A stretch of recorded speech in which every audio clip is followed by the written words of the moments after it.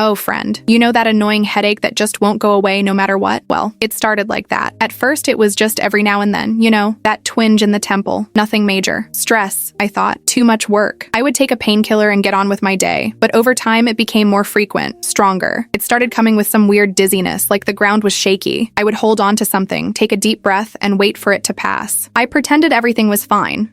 I didn't want to worry anyone or even worry about myself. Fatigue, I would say. I need a vacation. But then one day, I went to grab my car keys and simply couldn't remember where I had put them. I searched the whole house, looked in every possible place, and nothing. I started sweating cold. My heart raced. It was then, in that moment, that I realized it wasn't just tiredness, that there was something very wrong happening to me. That day was a wake-up call for me, friend. Hi, everyone. My name is Emma, and until recently, I was like any of you. I worked, took care of the house, went out with friends, loved to cook and watch movies, a normal life, But suddenly, everything changed. An unexpected diagnosis turned my life upside down. Early-onset Alzheimer's. At 52, my memories are slowly fading away, stealing bits of who I am every day. I must admit that, at first, I felt a lot of shame, fear of what people would think, of being judged. But then, I realized that staying silent wouldn't help anyone. That's why I decided to share my story. It's not easy, it hurts a lot to relive all this, but I feel like I need to do it. I want to warn other people about the importance of listening to their own bodies, of not ignoring the signs they give us. I myself took a long time to seek medical help,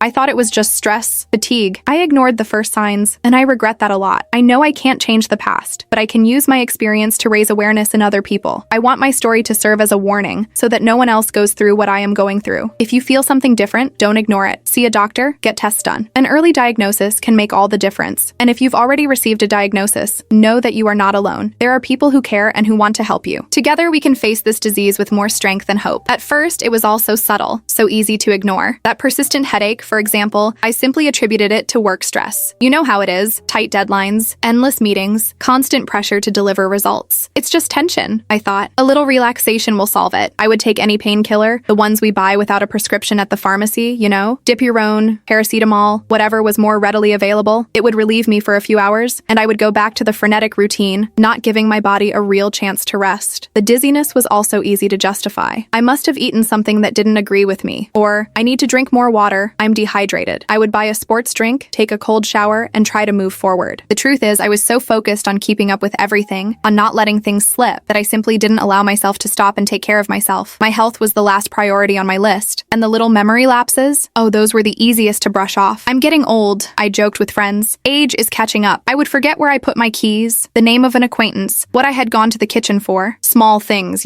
But over time, they became more frequent and more concerning. I remember once I went to the supermarket and I simply couldn't remember what I needed to buy. I stood still in the middle of the aisle, looking at the shelves, completely lost. I felt a huge panic, a void in my head. But instead of seeking help, I simply turned around and left, making up some excuse to my husband. The routine was always the same. Waking up early, working all day, taking care of the house, the children, and going to bed late, exhausted. On weekends, I tried to make up for lost time, doing everything I hadn't been able to do during the week. There was no time left for me to relax, to take care of my health. I used to take vitamins and supplements, thinking that was enough to make up for the lack of sleep and poor diet. But in reality, I was just masking the symptoms, postponing the inevitable. The truth is, I was afraid of finding out that something really serious was happening to me, afraid of having to stop, of having to change my life. And that fear prevented me from seeking medical help in time. What I didn't know was that, while I was deceiving myself, Alzheimer's was silently destroying my brain, stealing my memories and my identity. And when I finally sought help, it was already too late. The diagnosis came as a shock, a sentence that changed my life forever. If I could go back in time, I would do everything differently. I would prioritize my health, listen to my body, and seek medical help as soon as the first symptoms appeared. But the past cannot be changed. And now, I have to live with the consequences of my choices. The escalation of symptoms was like an unrelenting high tide, slowly engulfing me, without me realizing the full force of the current. The headaches, once sporadic, became constant companions. They were throbbing, pulsating, as if a hammer was striking my head nonstop. I started having trouble concentrating at work. Tasks that I used to do easily now required an absurd effort. I forgot appointments, missed deadlines, felt constantly overwhelmed. The impact on my relationships was also devastating. I became easily irritable, lost patience with my children and husband. Conversations became tense. Moments of leisure became rare. I felt isolated, misunderstood, as if living in a parallel world. Activities that once brought me joy became a burden. Cooking, which was one of my passions, turned into torture. I forgot ingredients, burned the food, felt frustrated and incapable. Watching movies movies, which was a way to relax, became impossible. I couldn't follow the story, got lost in the dialogues, felt exhausted. Physical limitations began to manifest themselves more and more noticeably. I had difficulty walking, felt dizzy and disoriented. Climbing stairs was a challenge, and even simple tasks like tying my shoes became difficult. Sleep became a torment. It took hours to fall asleep. I woke up several times during the night and felt exhausted in the morning. Moments of frustration and despair became more frequent. I cried in silence, feeling helpless in the situation. I saw my body failing, my mind fading, and couldn't do anything to stop it. The sensation was of losing control of my own life. I tried to hide the situation from people around me. I didn't want to worry them, didn't want to be seen as weak or incapable. I made up excuses to justify my memory lapses, physical difficulties, and bad mood. But deep down, I knew I couldn't hide the truth forever. The fear of being judged, of being seen as a burden, paralyzed me. But over time, I realized I needed help. I needed to open up to the people who loved me so they could support me in this difficult journey. Shame and fear of admitting fragility were barriers that prevented me from seeking help. Thoughts like, what will they think of me? And I will be a burden to my family haunted me constantly. However, isolation only increased the anguish and feeling of helplessness. It was when, in a moment of clarity and courage, I decided to break the silence and seek the support of those who loved me. The turning point came on a particularly difficult day. I was trying to prepare dinner, a task that used to bring me so much joy, but I simply couldn't remember the recipe for my favorite dish. I searched through my cookbooks, looked online, but nothing. Frustration was building up, and suddenly I found myself in tears, sitting on the kitchen floor, completely desperate. It was at that moment that my husband came home and found me in that state. For the first time, I couldn't hide the seriousness of the situation. I broke down and told him everything, every detail, every forgetfulness, every dizziness, every moment of confusion. He listened to me with patience and compassion and convinced me to seek medical help immediately. The initial consultation with the neurologist was lengthy and exhaustive. She asked me a series of questions about my medical history, my symptoms, my lifestyle. She performed some simple memory and coordination tests and requested a battery of exams, including a brain MRI and blood tests. The wait for the results was agonizing. Each day seemed like an eternity, and anxiety consumed me from the inside. I searched for symptoms on the internet, and every website I visited only made me more terrified. I tried to distract myself with other activities, but the shadow of uncertainty constantly loomed over me. Finally, the day of the follow-up appointment arrived. I sat in the waiting room with a racing heart, trying to control my nervousness. When the doctor called me, I felt my legs tremble. She explained the exam results to me calmly and gently, but the words early-onset Alzheimer's sounded like thunder in my ears. I felt the world collapse on me. A whirlwind of emotions flooded me. Shock, disbelief, fear, anger, sadness. I couldn't believe that this was happening to me. What do you mean Alzheimer's at 52? I still had so many plans, so many dreams to fulfill. In that moment, I felt completely lost and alone. The future seemed dark and uncertain. I began to question everything. What would happen to me? How would the disease progress? How would my family react? How would I cope with the loss of my memories, my identity? The doctor explained to me that there was no cure for Alzheimer's, but that there were medications and therapies that could help manage symptoms and slow the progression of the disease. She referred me to a neurologist specialized in Alzheimer's and encouraged me to seek a support group for patients and families. I left the office in a daze, not knowing where to go. I needed time to digest the news, to understand what was happening. I called my husband and asked him to meet me. When I saw him, I collapsed into his arms and cried uncontrollably. He held me tight and told me that we would be together on this journey no matter what happened. That hug gave me some hope and strength to move forward. I knew it wouldn't be easy, but I also knew I wasn't alone. I had the love and support of my family, and that was what mattered most. From that day on, I decided to face the disease with courage and determination, cherishing every moment of life and fighting to preserve my memories as much as possible. The search for information, the contact with other patients and families, and the support of my medical team became fundamental pillars in this new phase of my life. My story is just one among many, and my hope is that it can serve as inspiration and a warning for others going through similar situations. Don't be afraid to seek help, to share your pains and anxieties. Unity and solidarity are powerful weapons in the fight against Alzheimer's and other neurodegenerative diseases. The beginning of the treatment was a mix of hope and apprehension. I started taking the medications prescribed by the neurologist, hoping that they could slow down the progression of the disease and relieve the symptoms. At first, I experienced some mild side effects such as nausea and dizziness, but nothing that stopped me from continuing with my routine. However, over time, the side effects became more intense. I started having sleep problems, constant insomnia that left me exhausted during the day. My memory became even more faulty, and moments of confusion became more frequent and intense. In addition to the medications, I also started occupational therapy and speech therapy. Occupational therapy helped me develop strategies to deal with daily challenges such as cooking, getting dressed, and moving around. Speech therapy helped me maintain communication and language, which were being affected by the disease. Despite efforts, the disease continued to progress. progress. Hospitalizations became more frequent due to confusion crises, falls, and infections. During one of these hospitalizations, I needed to undergo surgery to correct a hip fracture caused by a fall. The recovery was slow and painful, leaving me even more debilitated. The changes in my body were difficult to accept. The hair loss caused by the medications made me very insecure and affected my self-esteem. Extreme fatigue prevented me from doing things I loved, such as walking, dancing, and traveling. The limitations imposed by the disease left me frustrated and irritated. There were days when I simply couldn't get out of bed. Pain and suffering were constant. Physical pain from headaches, joint and muscle pains, and emotional pain from the loss of my memories, my identity, my autonomy. Moments of discouragement were unavoidable. There were days when I simply saw no reason to keep fighting. The temptation was to give up everything, to surrender to the disease. But in those moments, I remembered the love and support of my family, friends, and medical team. They were my anchor, my strength, my reason to keep going. My husband, in particular, was an unwavering companion. He cared for me with love and patience, accompanied me to appointments, helped me with daily tasks, and provided all the emotional support I needed. My children were also amazing. They adapted to the new reality, visited me frequently, kept me company, and showered me with affection. My friends were also essential. They included me in their plans, invited me to lunches and dinners, and made me feel loved and valued. The medical team was also crucial. Doctors, nurses, and therapists treated me with respect and dignity, explained everything clearly, and provided all the necessary support to face the disease. The support group was also very important. There, I found other people going through similar situations and could share my experiences, fears, and anxieties. Mutual support helped me feel less alone and more confident in facing the challenges of the disease. Despite all the difficulties, I have never lost hope. I believe that hope is fundamental to maintaining quality of life and facing illness with courage and optimism. I believe that even in the face of adversity, it is possible to find joy, peace, and meaning in life. I believe that even if illness robs me of my memories, it cannot steal my love, faith, and hope. And it is with this faith, with this love, and with this hope that I move forward, one day at a time, seizing every moment and fighting to preserve my memories as much as possible. It is important to discuss two terms that often cause confusion and even fear: terminal state and palliative care. I believe that clarifying this difference can bring more comfort and hope to those facing serious illnesses like Alzheimer's. Being in a terminal state means that the disease has reached an irreversible point where life expectancy is very short, usually weeks or months. At this stage, the main focus is to provide the maximum comfort and dignity possible to the patient, alleviating suffering and allowing them to spend their last moments in the best way possible. Palliative care, on the other hand, is much broader. It is not exclusive to the terminal state, but rather a set of measures aimed at improving the quality of life for patients facing serious illnesses at any stage. The main goal is to relieve pain, control other uncomfortable symptoms, take care of mental and emotional health, and offer support to both the patient and their family. Many people associate palliative care with the end of the line, as if it were an admission that there is nothing more to be done. But that is not true. Palliative care is an approach that can be initiated at the time of diagnosis of a serious illness, and that accompanies the patient throughout their entire journey in conjunction with other specific treatments for the disease. I believe this confusion arises because, unfortunately, palliative care is often only offered when the disease is already in an advanced stage, but ideally they should be integrated from the beginning, so that the patient can have a better quality of life throughout the treatment. In my case, palliative care has made a big difference. Since being diagnosed with early-onset Alzheimer's, I have been receiving support from a multidisciplinary team, including doctors, nurses, psychologists, occupational therapists, and social workers. They help me manage the symptoms of the disease, cope with daily challenges, and maintain my autonomy as much as possible. In addition to conventional treatments, I have also tried some alternative therapies, such as meditation, yoga, and acupuncture. I confess that initially I was a bit skeptical, but I was surprised by the results. Meditation helps calm my mind, reduce stress and anxiety, and connect with the present moment. Yoga helps me maintain flexibility, strength, and balance, and relieve joint pain. And acupuncture helps me control headaches and improve sleep. These alternative therapies do not replace conventional treatments, but are an important complement that helps me deal with symptoms and improve my quality of life. I have found that taking care of both body and mind is essential in facing a disease like Alzheimer's. I share my experience in the hope that more people will discover the benefits of palliative care and alternative therapies. If you or someone you know is facing a serious illness, do not hesitate to seek help. There are many options available to improve quality of life and provide more comfort and dignity throughout the treatment. Remember, we are not alone on this journey. Together, we can face challenges and find joy and meaning in life, even in the face of adversity. Believe there is always hope. And then, just when I thought I was learning to dance on the tightrope of Alzheimer's, life played me another trick: a relapse. The word echoed in the doctor's office, as cold and cutting as the air conditioning. I felt like the ground was disappearing beneath my feet, the same dizziness as the first time, only now amplified by the exhaustion of the battle already fought. It was as if everything was starting over, an infinite loop of consultations, exams, uncertainties, and fears. Frustration invaded me like a wave, a bitter taste in my mouth. Again, my mind screamed, I don't have the strength for this. The new symptoms came stealthily, disguised as fatigue. Fatigue that didn't go away with sleep, pains that were once occasional becoming constant and piercing. I began to have difficulty concentrating, remembering simple words, performing daily tasks. It was as if the Alzheimer's fog had thickened, further obscuring my thoughts and movements. Fear returned, more intense and paralyzing than ever. The exams were quick, but the wait for the results dragged on like an eternity. The MRI, the CT scan, the tumor markers, each of them was a portal to the unknown, to the dark side of the disease. And then, the diagnosis, metastasis. The word echoed again, this time with an even greater weight. I felt as if a sentence had been pronounced, an ultimatum. Death, which once was a distant shadow, was now approaching, tangible and inevitable. The fear of death haunts me, I confess. Fear of leaving my children, my husband, my family. Fear of losing my memories, of ceasing to be myself. Fear of suffering, of pain, of uncertainty. But at the same time, I feel an urgent need to accept the new reality, to embrace life with all the intensity possible, to cherish every moment as if it were the last. I have sought psychological and spiritual support to deal with this situation. Therapy helps me process my feelings, confront my fears, find meaning in my journey. Faith gives me strength, hope, and solace. I believe there is a greater purpose to all of this, even if I cannot understand it now. I have been focusing on living in the present, on enjoying each day to the fullest. I seek to do things that bring me joy, like spending time with my family, listening to music, reading books, watching movies, cooking, painting. I try to maintain a positive attitude, despite the difficulties. I know I can't control the future, but I can choose how to live in the present. I believe that life is a precious gift, and we should make the most of it, even in the face of illness and death. I want to leave a legacy of love, courage, hope, and faith. I want my children to remember me as a strong woman who fought with all her might, but never lost the joy of living. It is with that strength, hope, and faith that I move forward, one day at a time, enjoying each moment and loving every person who is part of my life. Alzheimer may steal my memories, but it will never erase the love that resides in my heart, and that love transcends illness and death. That love will remain forever. I learned, in the most painful way possible, that the present is all we have. The past is gone, the future is uncertain. The now, this moment, is the only time when we can truly live, feel, love. I used to live chasing goals, planning the future, worrying about things that, in the end, weren't so important. The disease forced me to stop, to slow down, to look around, and to see the beauty that has always been there, right in front of my eyes. I discovered that the simplest things bring me the most joy. A cup of hot coffee in the morning, the sun on my face, the birds singing, the smiles of my grandchildren, the tight hug from my husband. Small moments that used to go unnoticed, but have now become precious treasures. I love spending time with my family. Sunday afternoons at my parents' house, lunches with my children and grandchildren, lively conversations, contagious laughter. These are moments that warm my heart and make me feel loved and welcomed. I also enjoy hosting my friends at home, preparing a special dinner, catching up, reminiscing about the good times. Friendship is a precious gift, and I am very grateful to have such loyal and caring friends in my life. Music has always been a passion. I love listening to my favorite songs, humming, dancing. Music transports me to other places, makes me feel alive and happy. I also enjoy reading books, watching movies, and series. These are activities that relax me, entertain me, and allow me to travel without leaving home. Nature enchants me. I love walking in the park, observing the trees, flowers, and animals. Nature connects me to something greater, brings me peace and tranquility. I also enjoy gardening, taking care of my plants, seeing the flowers blooming, feeling the smell of the earth. It's a therapy for the soul. Illness has taught me to value relationships. I learned that love is what really matters. The love of my family, my friends, love for myself. Illness has taught me to express my feelings. Before, I struggled to say I love you, to show affection. Now, I am no longer afraid of being vulnerable. I hug, kiss, say loving words without fear of seeming cheesy. Illness has taught me to be grateful for life. I am grateful for each day, each moment, each person that is part of my story. I am grateful for the good and the bad things, as everything contributes to my personal growth. I am grateful for the opportunity to learn, to evolve, to love. Illness has taught me to prioritize what truly matters. I have let go of unnecessary worries, excessive demands, unrealistic expectations. I learned to say no, to take care of myself, to do what makes me happy. Illness freed me from burdens I carried unnecessarily. Today, I live the present with intensity, savoring each moment as if it were the last. I know that life is a precious gift, and I don't want to waste a single second. I am grateful for the opportunity to live, to love, to be happy. And it is with this gratitude that I move forward, one day at a time, enjoying every moment and loving every person who is part of my journey. Death, once a distant abstract concept, has become a constant, almost palpable presence. I do not fear it as an end, but as a transition, a passage to a new state of existence. I believe that life is a cycle, and that death is part of that cycle. We cannot control the moment we depart, but we can choose how we live the time given to us. Illness has confronted me with my own mortality, forced me to rethink my priorities, to value what truly matters. I have learned that life is ephemeral, that everything passes, that nothing is eternal. Therefore, it is essential to live each day with intensity, to savor each moment, to love without reservations. The experience of illness has transformed me profoundly. I have become stronger, more resilient, more compassionate. Pain has taught me to have empathy for others, to understand their suffering. I have learned to appreciate the small things, to be thankful for the blessings, to find joy in the simplest situations. Illness has taught me to be humble, to recognize my limitations, to ask for help when needed. Before, I was very proud, independent. I thought I could do everything on my own. Now, I know that I don't need to carry the weight of the world on my shoulders, that I can rely on the support of the people who love me. I believe that my legacy will be love. The love that I shared with my family, with my friends, with all the people who crossed my path. I want to be remembered as a person who loved intensely, who lived with passion, who fought with courage, who never lost hope. I want to inspire other people to take care of their health, to have preventive checkups, to adopt healthy habits. I believe that prevention is the best way to fight illness. If I had sought medical help earlier, maybe my story would be different. I want to encourage people to live fully, to seize every moment, to do what they love, to pursue their dreams. Life is too short to be wasted on things that do not bring us joy. It is essential to find a purpose, a passion, something that motivates us to get out of bed every day. If you are facing a similar challenge, know that you are not alone. There are many people who care about you, who want to help you. Do not be afraid to ask for support, to share your fears, to express your feelings. Believe in your strength, in your resilience, in your ability to overcome difficulties. Remember that life is a precious gift and that you deserve to be happy. Do not let illness define you, limit you, prevent you from living fully. Embrace life with courage, with optimism, with hope, and above all, love. Love yourself, love your family, love your friends, love life. Love is the most powerful force in the universe, and it is what sustains us in the most difficult times. Keep the faith. Believe that there is a greater purpose to all of this, even if you cannot understand it now. Trust in God, in the universe, in your intuition. Know that you are loved, that you are important, that you have immeasurable worth, and never lose hope. Hope is the anchor that keeps us steady amidst the storm. Hope gives us the strength to move forward, to believe in a better future, to find joy even in the face of pain. Hope is the light that illuminates our path, guides us through the darkness, shows us the beauty that exists in each dawn. Keep hope alive in your heart, and you will see that it is possible to overcome any obstacle. Believe you are stronger than you imagine, and you will never be alone. May peace, love, and hope accompany you always. If I could leave a single message, it would be this: listen to your bodies. It speaks, whispers, shouts, if necessary. Do not ignore the signs, however small they may seem. That persistent headache, unexplained fatigue, occasional forgetfulness, they could be just warning signs. Do not be afraid to seek medical help. Early diagnosis can make all the difference, trust me. Prevention is an act of love for yourselves and for those who love you. Based on my experience, I can say that facing a disease like Alzheimer's is a difficult journey, full of challenges and uncertainties. But it is also an opportunity for personal growth, learning, and strengthening of family bonds. Face the disease with courage, faith, and hope. Do not succumb to despair. Seek support. Surround yourself with people who love you and make you feel good. Remember that you are not alone in this battle. My final advice is for you to live each moment intensely. Open your eyes to the beauty that surrounds you. Cherish the small things. Forgive, love, smile, hug, dance, sing. Do not let the disease prevent you from being happy. Happiness lies in simple things, in shared moments, in the love that resides in your heart. I thank each one of you who have accompanied me on this journey. I am grateful for the affection, for the support, for the understanding. I carry every message, every hug, every word of comfort in my heart. I believe in the strength of life, in the ability of human beings to overcome challenges, and in the importance of cherishing every moment. May peace, love, and hope always be with you.